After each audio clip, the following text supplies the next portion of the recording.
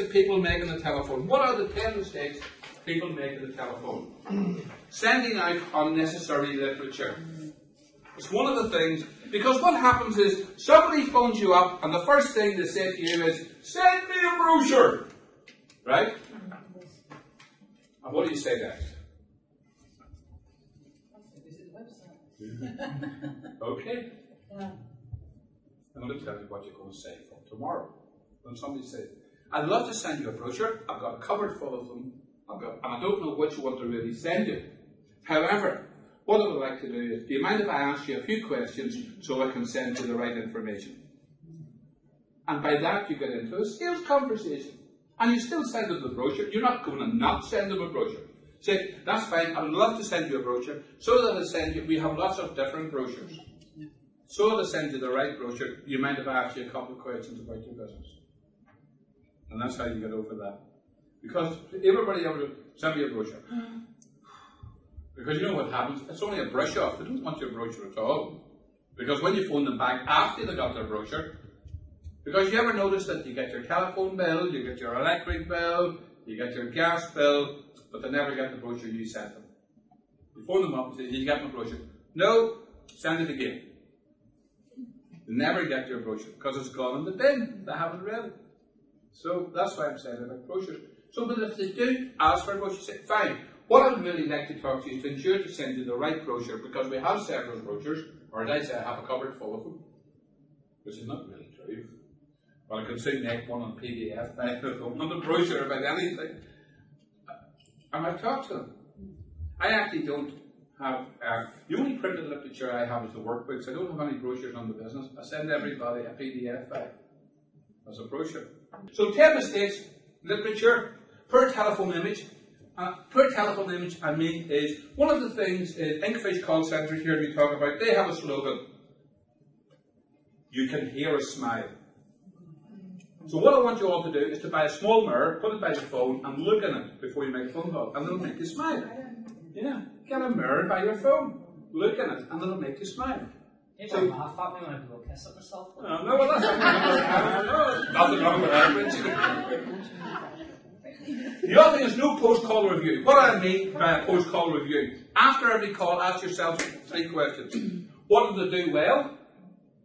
What could I have done better? And what will I do next time? 3 things. Just 3 questions, and write down. And that's how practice makes perfect. And it's actually practicing and doing it and rehearsing it. The other thing to do is, if there's a couple of people here from the same company, what I would like you to do is to take an hour out of business and practice what we've said today. This next segment is actually practice telephone calls with each other, role plays with each other on the telephone. And that's how you can get it. Because one of the things is, people say to me, Cully, do you recommend scripts? Well, scripts are a bit like, you can go from here to Dublin 2 ways. You can go by road, or you can go by train. If you go by train, you're on the tracks, and you go directly there, and you don't stop. But if something happens in Newry, you've got to get off and take the bus. However, if you go by road, you have a choice of what road you use and what directions. So a script that I recommend is like going by road. You have a structure, you know where you're going, but you can take diversions if you need them. And one of the things about scripts and about words is that if you watch Coronation Street, EastEnders, you know all those programs, all those people are actors and they learn scripts, but they act in such a way that they're natural. And that's what you need to be in the phone. You need to have a script and you need to be able to say it. Good morning, this is Colin Green from Sales Excellence. We work with call centres like you. We work with the GEM call centre and we work with Inkfish call centres. Some of the things that we have discovered in call centres are headline from the letter and then a shut up. Now, I just didn't think that from the top of my head. What will I say when I pick up the phone? I wrote it down. I learned it. It's a script. And that's what you have to do. And then, people who's talking about new to the telephone and perhaps don't have confidence. Now, you want to practice a script that doesn't sound as, this is Colin Graham from Sales Excellence.